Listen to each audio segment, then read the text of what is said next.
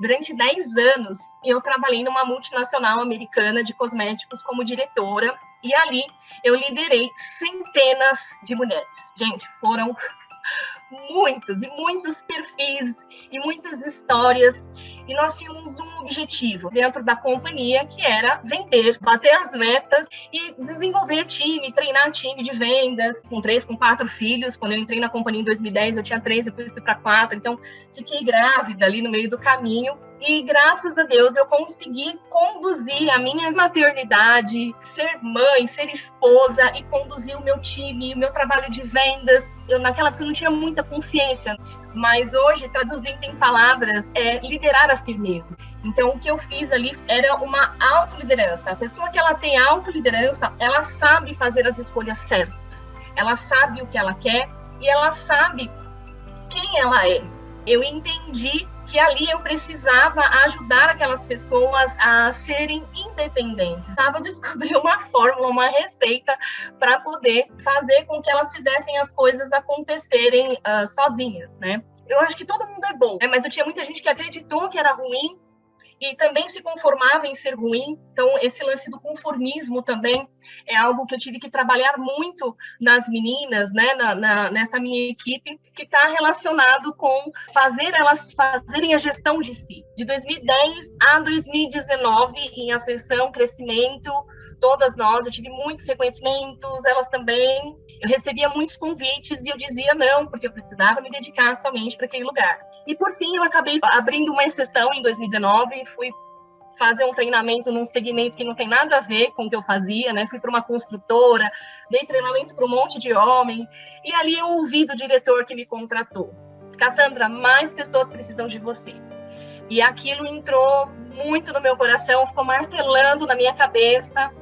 E foi aí que eu comecei a pensar em sair, mas aí eu tinha medo de perder tudo que eu tinha conquistado. Às vezes a gente precisa abrir mão de algumas coisas para a gente poder conquistar outras. Mesmo que aquelas coisas que nós temos, elas sejam grandiosas. Eu estava muito bem colocada, muito bem posicionada, estabilizada financeiramente, mas o meu coração estava com esse chamado. Eu falo que Deus, ele vai trabalhando de uma forma que a gente não entende. E uma vez eu ouvi numa música que dizia que Jesus é o nosso tapeceiro. Quando você pega um tapete, você olha do avesso, ele está todo emaranhado, está todo bagunçado, costurado, tudo.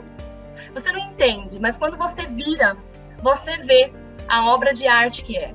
Então, eu não entendia o porquê que eu estava daquele jeito. Mas depois a gente começa a entender que é Deus trabalhando e fazendo a obra de arte na nossa vida. E aí veio a pandemia em 2020 e aconteceu o que tinha que acontecer. As pessoas começaram a me ligar, mandar um WhatsApp: Cassandra, pelo amor de Deus, como é que eu faço para aumentar as vendas? Como é que eu faço para motivar meu time? Porque as vendas começaram a cair, os comércios começaram a fechar, e essas pessoas sabiam que eu tinha aí, né, uma expertise nas vendas, em liderar times. E aí eu comecei a dar suporte com dicas, em telefone. Pessoas começaram a querer me contratar. Aí eu, ai meu Deus.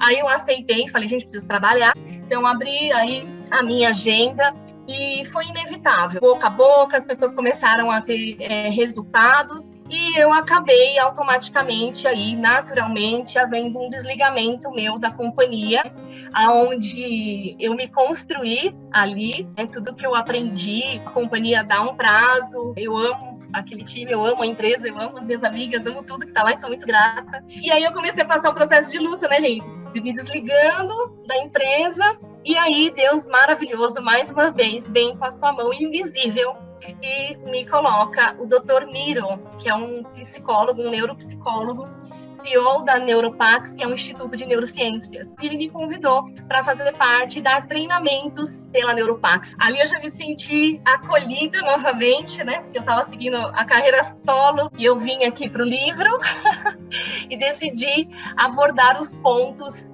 que eu entendo como fundamentais para que nós tenhamos autoliderança, né? Que é o equilíbrio de prioridades, que era algo que eu percebi ali, inclusive na minha vida, ter filho, o trabalho, como fazer, a academia, então gerenciar pensamentos, que eu vejo a importância disso, né? Tudo começa na mente, a gente pensa, sente e age, e a diferença entre ser um empreendedor e um empresário, que muitas vezes a pessoa ela não tem essa noção, né, que existe uma diferença entre os dois. Então, eu trago isso lá com exercícios, uma leitura bem simples, bem gostosa. Eu entendo que é autoliderança, é uma autoliderança com propósito, né? Você saber quem você é, o que você quer, e fazer as escolhas certas e não aceitar, não aceite qualquer coisa. Você está aqui para viver o melhor dessa terra.